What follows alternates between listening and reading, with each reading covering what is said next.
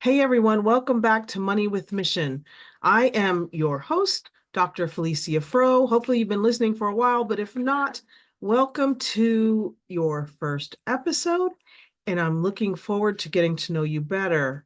Money with Mission is the company that believes every woman should have the financial ability to walk away from any job or any relationship that is not in her best interest. We work to help women do that by creating income outside of their jobs, outside of their primary personal relationships, so that they can have the confidence and the ability, once again, to walk away from anything that is not in their best interest. Today, I have to help forward this mission, Mr. Patrick Grimes. Patrick is the founder of Passive Investing Mastery and Invest on Main Street. Patrick started with single family rentals and has been investing in alternative investments since 2007.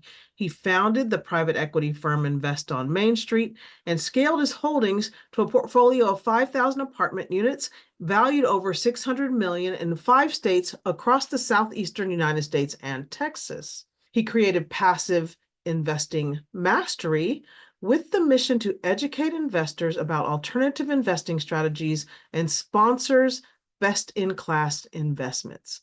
We'll get into all of that in the show. He currently manages 3 funds: an acquisition fund providing investors high growth returns through a portfolio of opportunistic commercial real estate investments, an income fund with strong monthly passive income from a portfolio of commercial loans, and a diversified litigation financing portfolio with resilient and non-correlated returns for portfolio diversification. We'll get into all of that in the show. So if you don't go away because you don't think you know what we're going to be talking about, Patrick will explain. In addition to his real estate experience, Patrick holds a Bachelor of Science degree in Mechanical Engineering from the University of the Pacific and a Master's of Business Administration and a Master of Science in Engineering from San Jose University. So the professionals out there can get this type A student mentality. This is where we start, and then we can sometimes get past that and get into investing, which is a completely different mindset. Patrick has also co-authored Amazon #1 bestsellers, including Persistence, Pivots, and Game Changers, as well as Persuasive Leadership. He is a member of the Forbes Business Council and contributes articles on alternative investments. Hey, if you are new or have not yet subscribed to this show, hit that subscribe button for us. And if you're on just audio only, if you'll pop on over to YouTube when you get a chance and subscribe to our YouTube channel, I would really appreciate it. Thank you. Be the change you want to see. Make a difference by giving your money a purpose, a mission to do good. Welcome to Money with Mission, where we show you how to create passive income so that you have options for how to work and how to live your life while leaving a legacy of positive social impact. Hey, Patrick, thank you so much for coming to the show. You just told me you're in Hawaii, so I want everybody to get jealous about that before we start anything. Where in Hawaii are you? Honolulu. We got here during COVID, getting away from the miserable quarantine and curfew and fires in California. Yeah. And we've just gotten addicted to it. And now we come here every year. Really? I actually lived in Honolulu for 4.5 years a while ago. It's been a while, but I loved it so much. We lived in Oahu, Hawaii Kai, on Diamond Head actually for a little while, close to over in that area. I loved it so much. It is my dream to come back. Wow. Well, my wife's too. And that's why we keep coming back for the summers every year. And I'm right in the middle of Waikiki in Honolulu. You can see the mountains maybe behind me, but the waves, there's about 500 surfers coming in on one wave right now, right in front of me. But I reserve that view for me. I love it. That is what I love so much about it. It's just the ocean is my place. Anyway, so I've introduced you. I introduced the passive income and all those things, but I want to start a little before that in your life into how you grew up with money and how you got to where you are now thinking about money. Sure. Well, I actually come from both my grandparents at one point were pastors. My father at one point was a pastor. I didn't come from any money. I came from hardworking individuals. In fact, my dad has 3 PhDs. So we came from more education and academics and faith-based upbringing than it more so than it was like learning. But I became an engineer as a kid. I didn't even know what it was, right? But I was taking apart VCRs. If you remember what those things were, I was building like little electronics and Legos. And then I started getting into programming and websites and junior high and high school. I was really early in when you get 13 cents a minute on CompuServe and AOL to try and get internet. I was in there burning up my parents' wallet. But I got into engineering in college. The first engineering job I got, I was doing well. The owner said, "Hey, look, invest your money in real estate. Don't invest it in high tech." And I'm like, "What?" And like, this is like a titan in the high tech space. And we're doing machine design, automation, and robotics projects for the Googles, the Facebooks, the Intels, the Raytheons, the Johnson and Johnsons, Lockheed, Tesla. I did a robotic cell assembly for their motor. I was doing some of the coolest projects for some of the coolest companies. And he's saying, my only regret was not investing more into real estate sooner. And so that had a big impact on me. Now I went had, a snot-nosed engineer. I didn't understand risk, didn't understand speculation versus investing. And I lost everything in 2009 and 10 because I just got super heavily leveraged and very risky deals and development. I did it wrong, but I failed early. So I was humbled. And since then, I've done fairly well. So you listened to him when he said, invest in real estate, don't invest in this high-tech stuff. And that was all you needed to get you going there? Yeah, easy street from then on. You and I lost at the same time, by the way, because it was just okay. like, yeah, you think everything and then you learn all the things you didn't know. And it's okay, well, that hurt. Let's get back up on the go again. So after that, tell me, I know you started in single family houses. How have you gotten to where you are now? And actually, I guess I want to know how you actually think about money. Before you start talking about that, what is your thought process when it comes to money? Well, so the message that I got really back then was that if you invest right, you can produce the life for yourself and family that you would want, which is more financial security and abundance, right? And to be able to contribute towards the causes, whether it be your family, friends, and hobbies, and that's really still our mission today. And so I think about investments as building a basis, a strong foundation for a resilient portfolio that can allow you to get past the survival mode, obviously, can allow you to get past this kind of false notion of financial security where you're just covering your costs, financial freedom, and get to a financial security, to a financial abundance. In order to do that, it's not about what you make, it's about what you keep. And for that, you really need to constantly be in this journey, which is why we have an alternative investing series, constantly educating on new asset classes, because you have to undergo this journey where you begin to diversify in a way that is recession resilient. That doesn't mean a bunch of different stocks in the stock market. It doesn't mean a bunch of different stocks in real estate. Those don't go up and down at the same time. We call it non-correlated.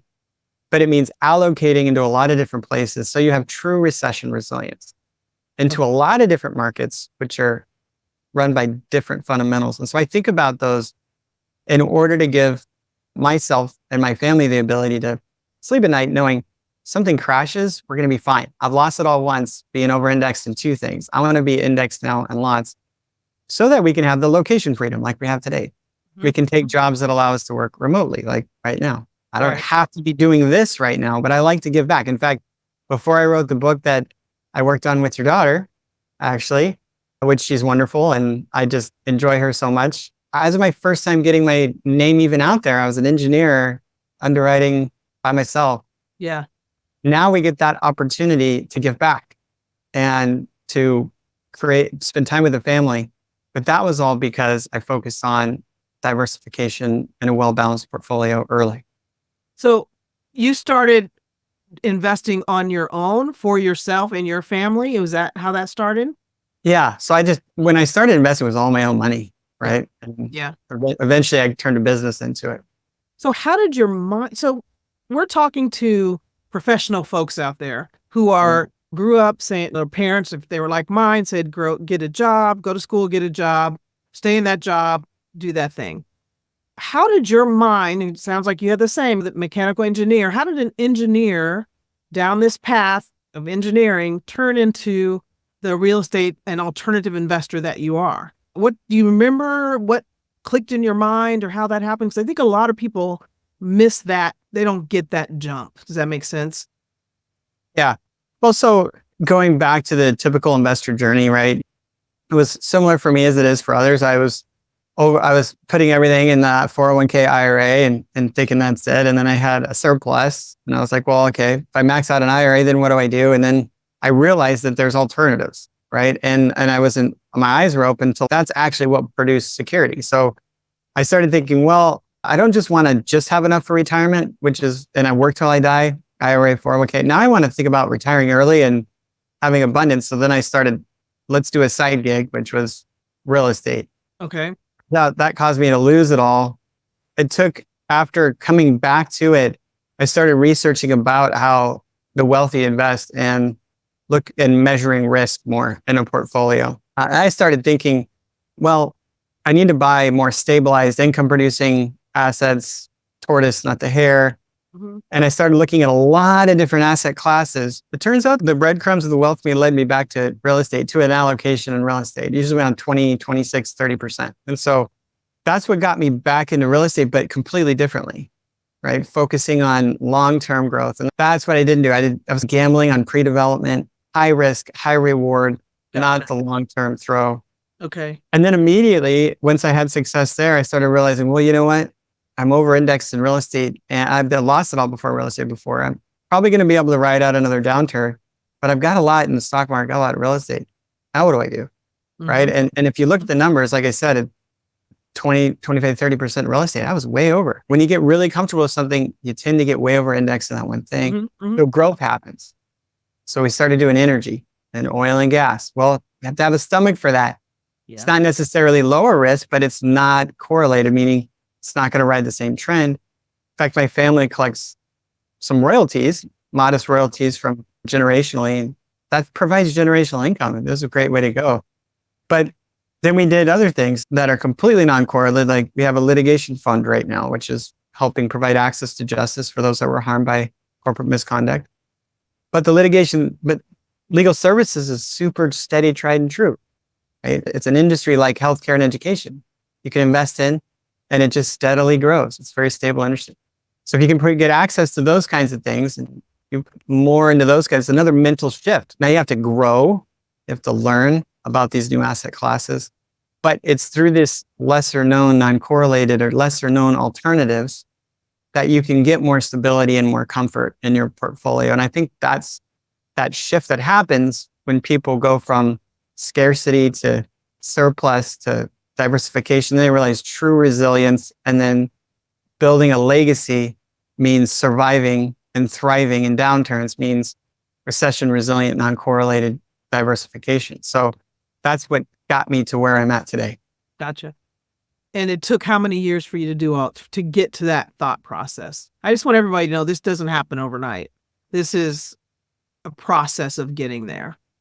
So my first investment in real estate was in 2007, 8. Mm-hmm. You know? And I didn't leave high tech.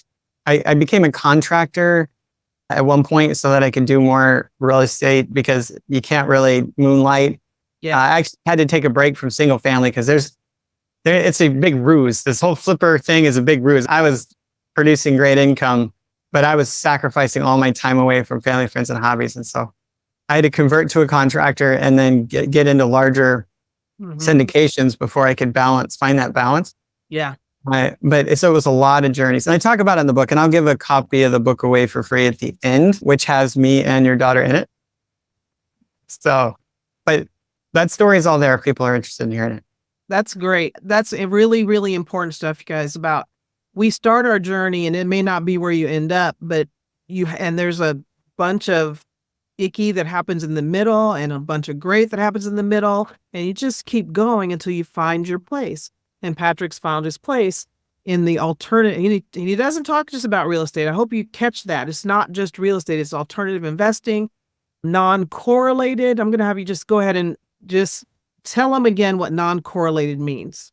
Yeah, it's when something doesn't rise and fall together, right? Very simple understanding of this would be gold and the US dollar, right? When US dollar suffers, gold is high, right? Because people are going to that safe haven, and then the opposite. And it's very, very inversely correlated. So it is correlated, but in an inverse way.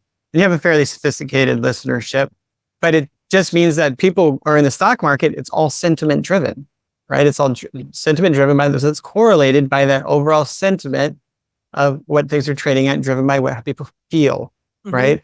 Which means that even though real estate is traded in the stock market through REITs, real estate stocks trend precisely with the stock market, right? So it isn't, so while real estate REITs are a different asset class, their real estate REITs are correlated with the stock market because they go up and down. Now, however, real ownership in real estate through buying something or through investing in a syndication, those do not rise and fall on the same trends. And so you have more resilience. Your whole portfolio is not down all at once. Yeah. And the challenge is getting that non-correlation with and getting a return, because you can look up like non-correlated hedge funds, non-correlated index funds, but they basically hedge you down and you get nothing. And the benefit of things like real estate or very specifically chosen oil and gas investments or investments in the medical industry like receivables or investments in litigation services, legal services such as litigation funding, provide really good returns, portfolio growth, while providing you protection of your portfolio through additional market cycles being added, right? Where you start to see growth even in downturns. So you guys, I hope you're hearing the alternative investments. It's not just real estate. I think Patrick just talked about a litigation fund. He talked about medical receivables or accounts receivables investing. There's a lot of different alternative type things. It is not just about real estate. And having someone on your team, Patrick Grimes, to help you understand all these potentials, all these different possible ways there are to invest for return, to keep that uncorrelation or non-correlation in your portfolio, is the way to really, really build that wealth, to really get that abundance that we're all looking for, not just the, I want to get out of medicine or I want to get out of legal, I want to stop doing that. That's the first step. And now we're going further and further away and getting further and further and better so that you can do the things you want to do with your family, plus give back the way Patrick's also talking about. You brought up this litigation fund a few times. I've read about it in your bio. Explain it to us, please. Sure. And if your audience are medical doctors, then they're going to resonate with this because they understand what happens. But from a high level perspective, litigation funding has been going on in America for centuries. 1910 was the first case of litigation funding in America. And it's thousands of years in Australia and England and other developed countries. But it's when a bunch of people got together and said, hey, you know what? These cigarettes that we've been smoking, maybe they're not good for us like these companies say they are. Maybe they're actually causing all these illnesses. But these people that were harmed by this with the illnesses, they didn't have the funds to go up against big bag tobacco. And so they needed help. The attorneys couldn't afford to do everything pro bono for free. They could do it on contingency based on getting a portion of the proceeds at the award or settlement. But they couldn't do it in such a way that they would not get paid. So they needed third parties to come in. They needed third parties to participate in this funding. And so that's what it is. It's when a third party gets involved. And what's really cool about it are the diversified litigation portfolio provides an opportunity to participate in the settlements, returns derived from settlements of thousands of cases, of thousands of lawsuits.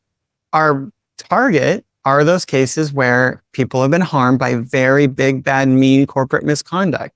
And so it's a way to get a really great return on par with real estate, completely non-correlated to, doesn't matter what else is going on in the broader markets, and also do some good. So what I'm hearing is you raise money or you have money. Let's say that you just magically appeared. You have the funds and how does that, you look for a case? How do you, tell me how the fund works itself out there. Yeah, so it's very analogous to, at our company, we also buy commercial real estate. We have an opportunistic fund we're buying in cash. We also have a debt fund where we're providing loans to real estate operators, and that's a loan pool. It's very similar to those, just a different industry. We're originating loans to attorneys instead of originating loans to real estate operators. These attorneys have a long track record, experience. They have existing assets. They're not real property, but they're real corporate assets. These are the agreements they have in place with the harmed individuals that they'll participate in the settlement for a certain amount. And they'll put up the collateral, which are these real assets, which can be valued just like how real estate can be valued. And then we lend a modest loan to value, 10, 20, 30% against that collateral value, just like how you lend a modest amount in real estate. The difference is in litigation funding, instead of getting fixed principal and interest in real estate, we lend, but we get a preferred return on our capital. So we get our capital back before the borrower gets anything, plus a return. And then they only begin to return as they outperform. So it's actually, we get to participate in the upside in litigation funding. So it's a little more equity-like in the return structure than it is just principal and interest in real estate.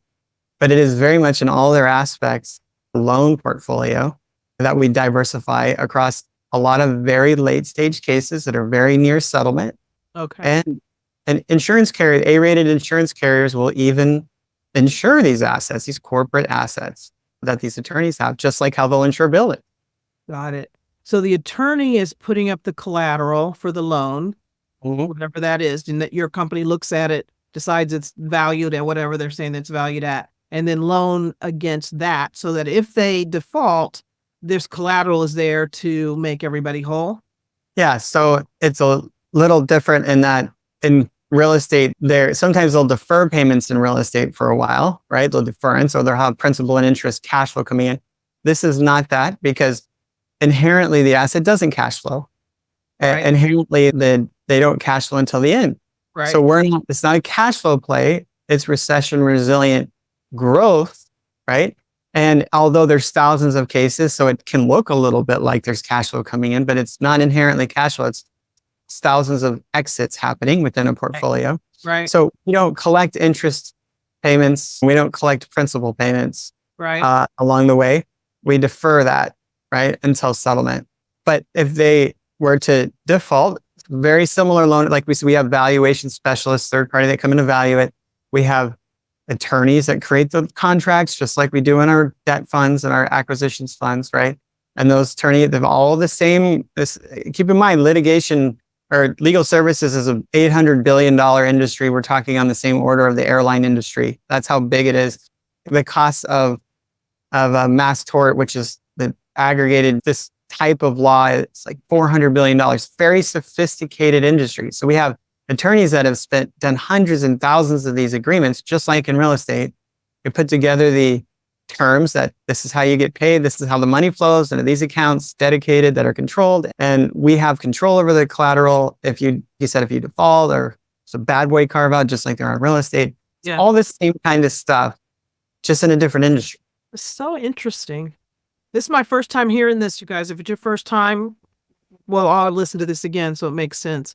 Yeah, it makes sense. It's just different, right? So now I'm thinking all these commercials on TV with like, if you got ovarian cancer from Johnson & Johnson talc, whatever, if you got whatever from whatever, those may be attorneys who are getting loans to finish their case from a fund like yours. Am I tracking that properly? Yeah. So the talcum powder is part of the dockets we're currently evaluating to a couple of attorneys, the J&J talc case, where we are intending in the subsequent tranches to advance funds to attorneys in support of both helping to fund the existing clients that they have to get across to those settlements, as well as fund advanced proceeds to help fund them continue to attract new individuals that were harmed. That plus just the Camp Lejeune water contamination. Have you heard of that one? 17 years, the DOJ knew that they were serving contaminated water to our Marine base, civilians, military, families, kids now suffering horrific deaths, and they were exposed needlessly for 17 years. There's a law passed now, like Republicans and Democrats said, yes, the DOJ is guilty. Here's an endless fund that we'll put up, and here's a grid saying, here's your settlement. We're advancing capital to help, at this point, that one's ending, so we're very late stage to help get those people across the finish line, because these attorneys have been going for 5, 6, 7 years, and they need that capital to finish this and to give access to justice for those who otherwise wouldn't have it because they can't afford the hourly rate of the attorneys. We're also doing firefighter foam, those forever chemicals, the PFAS firefighter foam causing non-Hodgkin's lymphoma in our military and civilian firefighters. 3M knew and DuPont knew in the 70s that this was causing cancer, and these products kept getting created. So those guys, there's actually, aside from going after 3M, there's actually also a law proposed to provide an additional avenue, and that actually has $1 million per firefighter in it that was suffered as a result. So these are really high profile, very late stage. Another big one's Roundup, like the salt of the earth, hardest working people in our country, bathing essentially in spraying Roundup across these fields, told by Monsanto that it was not harmful. And the EPA, Monsanto even lobbied, the EPA submitted reports that were false. And the EPA has now retracted those reports. And Monsanto's had to deal with actually paying compensatory and punitive, meaning punishing, right, damages. And so Roundup claims are also part of the tort as well. And there's sexual assault, medical malpractice. There's a couple aspects to it where we don't do frivolous things. We do things that are very clear, and we have an impact investing in an ESG slide where we're clearly carving out. We're not ambulance chasers. We're doing things where a big, bad, evildoer has done something, and we're helping to make a better impact. Just like in our real estate deals, how we say we not only provide a good return, but a cleaner, safer, and improved living experience for our residents. And it's on our slide decks. Trying to make a good impact to our investors, to our attorneys, and to the borrowers, and to who we're serving. We're putting access to justice. Just like how in real estate you house tenants, we want to make sure we're serving those people. In your investment, if I invest in your litigation fund, is there within that some wording, some way I know that it's not ever going to be in this frivolous kind of stuff and the kind of things that I was like, oh my gosh, you're wasting my time with this lawsuit kind of thing. Can we be assured that the fund never changes to something like that? I don't think there's a legal definition of frivolous lawsuit, though. I don't know how that would even be possible, to be clear, but we put it in our slide deck. We either say that there are cases in which there is no ESG impact investing component to it. It's just settling up on a dispute. Or there are cases in which there are ESG impact very clear. And it's the majority of the cases that we've listed currently in the fund are all that. So, but I don't know how it's possible to do what you're suggesting. I don't just a thought come through my mind. Okay, so for this one, you invest in a fund, and then your folks who are running that fund or in charge of that then decide where that money is going to be going specifically. I can't invest specifically in a particular lawsuit. Let me just put it that way. I know that's not what. Yeah, it has occurred to me. My wife, she does feature-length animated film producing. It's her profession and passion project. She's worked for Disney, DreamWorks, and Nickelodeon on some pretty awesome films. And she has worked with some other individuals to raise capital for human trafficking. And I have talked to some of the organizations about setting up a specific, what we call like a parallel vehicle, where some organizations just really want to fight a specific cause. And while our fund is, sure, it gives great returns and it does great things, but we are serving investors, right? It does give great returns. And we won't take on cases unless it's a win for the borrower, the claimant, and the investor, right? So that limits our pool. But at the end of the day, that what you're saying is true, that there are individuals that were like, well, you know what? We have this big mandate just to invest for such and such. And specifically the one that's come up is the sexual survivor, sexual assault, sexual abuse, and human trafficking. And there's little nuances behind what people mean by those. Yeah. But some of the most powerful ones have been that we've seen and are exposed to are when you basically, in order to tackle this, go out to this $1 billion human trafficking industry here in America, you can't just go after the evildoers. You have to go after the whole supply chain, similar to how you would go, who's enabling it, similar to how you go after the war on drugs, right? Yeah. Who are the people that are allowing this to happen? And so it's interesting because through discovery in some of these lawsuits, you can see how some of these major hotel chains knew exactly what was happening. They are enabling and allowing this to occur. Also, some of the larger organizations, which you may have heard of, which I'm actually a promoter of the organization, so I don't like to mention it, but a lot of these larger organizations knew that this was happening, but there was an intent to cover it up instead of fix the systemic issue in their organization. And in those cases, in order to fight that level of corporate misconduct, you have to go after the entire supply chain, the supporting industries, and you have to go after the larger organizations to create the shifts. Yeah. The famous example is the Catholic Church. They just moved the priests around, right? Yeah. And they never actually fixed. So, and we're not obviously going after the Catholic Church, but that's a famous example, right? That's an example. Yes. Yeah. But so that is one that we've looked at, setting up what we call like a parallel vehicle or a side vehicle, where it is purely a special purpose for organizations, which we have connections with, and certainly we can do others to specifically go after, which it turns out actually produces very great returns to the investor while enabling those who want to spend the time to go after these resources to do so. Yeah. This is amazing. These truly, truly alternative.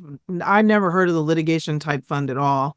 That's truly giving your money a mission. If something really speaks to you, and to me, I could talk to you about this for a long time just because I'm starting to get an understanding of what's going on, but that's an amazing, amazing thing.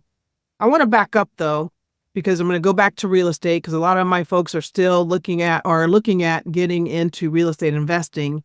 And our personalities as physicians makes us want to control everything. And so many that I start talking to want to buy their property. They want to manage their property. They're going into it long term. They want to be the everything for that property. Very, very active while they're still having their other job that they're doing that's giving them the income that they need to support the other things we're doing. Can you talk about that? Because I have my feelings about that whole thing. Both of us went through that single family house and all that kind of stuff in the 7s, 8s, 9s, 2000. God, what are your thoughts on active versus passive investing? I'll just get straight into it. I have 3 or 4 Forbes articles that I've written. I read about a dozen articles in Forbes where I talk about a lot of these aspects: the asset protection component, the time component, the benefits of scale of partnering, and the drawbacks. So I could do, and I'd be happy to come on to another podcast with you and just talk about this. Because I have, so at the end of this, I'll give you a link I get a signed copy, hard shell, or a soft book, but not electronic, or an actual book. Copy of the book that I sign and send, and it tells my whole story of my ebbs and flows. But really what happens to me all the time is people call me and they're like, hey, I have a hard time giving up control. And it happens to be that often those people who are very successful at doing something very difficult, such as doctors or attorneys, right? They are like, well, you know what? I've spent, as they say, 8,000 hours getting mastery in whatever I'm in. I can do that again, but they don't realize how hard med school was. Right. And they don't realize they don't remember, and they don't realize that, oh, it's not as easy. It's not as difficult as that. Well, yeah, it is. It really is. And what I realized was, even though I felt like I was a freaking brilliant genius for the crazy techie projects I was doing with some people that were way smarter than me, I lost my shirt. The first time I lost my shirt big time. I was humbled. And then the second time I lost my life. In fact, I was moonlighting. It was working. I was growing this single family portfolio, and I had to do it in recession resilient markets because now I knew I needed to be like in Houston. I couldn't do it nearby me because it just was too risky. I needed to be in landlord friendly locations, and I needed to be diversified, and trying to make all that work at afar and trying to compete against the next guy that's full time and has been doing it for 20 years. All of a sudden I realized I had to stop doing it and just get married. Now it was working and did succeed, but at what cost? Yeah. Yes. And I was tired of it. And people don't realize that also going about it and doing it yourself, especially in single family, type in Patrick Grimes asset protection Forbes. I read a whole article that while it's glamorized on TV, you can get in, make a quick buck, 10, 20, 30 grand, you can do the flip or whatever.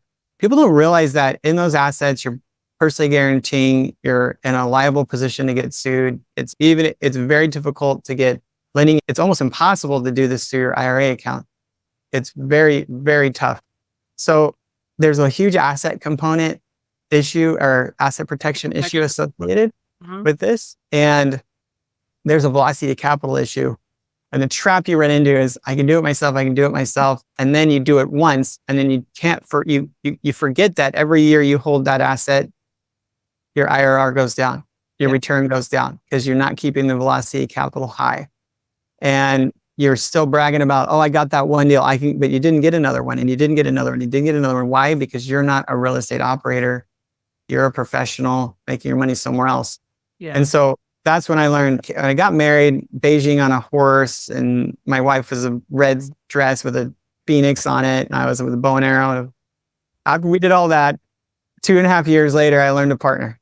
I learned the skill set necessary to partner, and for the first time, I started working with others in other markets, other assets, and that was when things began to scale. I had a balance in my life that was healthy. I think that's the key, is getting that balance. We could everybody out there smart enough to start investing in real estate on your own, using your own money, managing it. So you're smart enough to do it. But having the rest of your life and keeping everything in balance is the key to me. Just like what you just said, it can get really out of hand. And then when you're all focused in this one thing, these single family houses, and spending all your time with that, you don't learn about all the other alternative investments. That's number one. Number two, that velocity of money. Money is meant to move, not sit in one place and hang out there. You miss out on being able to buy those next things when you're so focused and intent on that one property that you have. So I think Patrick and I are both in this. We both agree on the passive investing when you still have your job. Unless you're going all in and you're diving into the deep end and you're going to go. Passive, to me, investing, and passive doesn't mean you don't know. You got to know. It's not the same as putting your money in your 401k and you have no idea what's happening there, or very little idea of what's happening there. This is less passive than that. Yes, less passive than that, because you do spend some time getting to know the person you're giving your money to. You're going to invest with Patrick. You're going to invest with Felecia. You're not going to invest with Fidelity, not that there's anything wrong with Fidelity, or Vanguard, or BlackRock. You're investing with Patrick, Felecia, a person whose phone number should be in your phone. I was going to say Rolodex, but we don't have those anymore. But anyway, this is key to me. I love it. I love it. I love it. You wrote a book with my daughter, Takara, and you have a webinar that is regularly, it's on my calendar. I unfortunately have not made it to one yet, that talks about all kinds of alternative investments. Your next one is about crypto. So there's all kinds of things that Patrick is teaching us about investing in alternative things. I want people to get on your email list so they can get your stuff. I want them to get your book. If you got that to give away, tell us how we can reach you and how we can learn more and more about you and the funds and the things that you're doing. Sure. So Passive Investing Mastery, all spelled out. PassiveInvestingMastery.com is our website. And at the top of that page, you're going to see our income fund, debt fund, the acquisitions fund, buying commercial real estate. Both are opportunistic investments, taking advantage of the downturn of commercial real estate. Really cool. Then we have the litigation portfolio, diversified litigation portfolio. It's perfect for those that are over-indexed in real estate, stock market, at a time when we have a Fed rate hike, and 11 out of the last 14 of those ended in a recession. While real estate's down right now, it's time to diversify today more than ever. And so if you're interested, you can set a meeting up with me. Either way, go to PassiveInvestingMastery.com, and the secret link is /book. PassiveInvestingMastery.com/book. And it is persistence, pivots, and game changers, turning challenges into opportunities. This was such a fun project because I got to work on them with Takara. And there's like Phil Collin, lead guitarist, and Def Leppard. There's NFL, NBA players, real estate guys, just such an incredible group. Yeah. It was the first time that I got out there and told my whole story. And it's such a small world, because I actually didn't know that you were Takara's mom until we started this podcast, until the intro. But I had such a wonderful time doing this. And all these other people, if it's an inspiration to you, that's enough of a gift for me. As a give back, I sign them, we send them out. Just make sure that Money with a Mission is in the promo code for it, because we don't just send them out randomly. So we got to know where you came from. We may reach out if you don't say anything, but either way, set up a call wherever you're at in your career. Part of what I love to do is just meet people, assess what they're doing and see if I can get you pointed in the right direction. And if we're a stop along that way, that's great. Perfect. You guys, I know most people are driving, walking, doing something other than writing down what Patrick just said about how to reach him. It is going to be in the show notes. So go there, get that book. You'll enjoy it. Everybody in that book all the stories are inspiring. So when you're having your down day, grab the book, read about somebody else's life and how they overcame what they overcame. And we all go through it. And sometimes it feels like you're so alone. Having that kind of information, having those kinds of stories with you can really help get you over that hump. It certainly has helped me. Patrick, thank you so much. Enjoy the rest of your time in Hawaii. I'm jealous. I'm going to admit it, real jealous. And yeah, I'm really excited. We talked about a lot of stuff and I think there's a lot more to talk about. I'm really excited to learn more about everything you're doing. Thank you so much. Wonderful to meet you, and thanks for having me on. Appreciate it. All right, you guys. See you next week. You've been listening to Money with Mission. There are projects happening right now where you can have a great financial return while positively affecting the lives of others.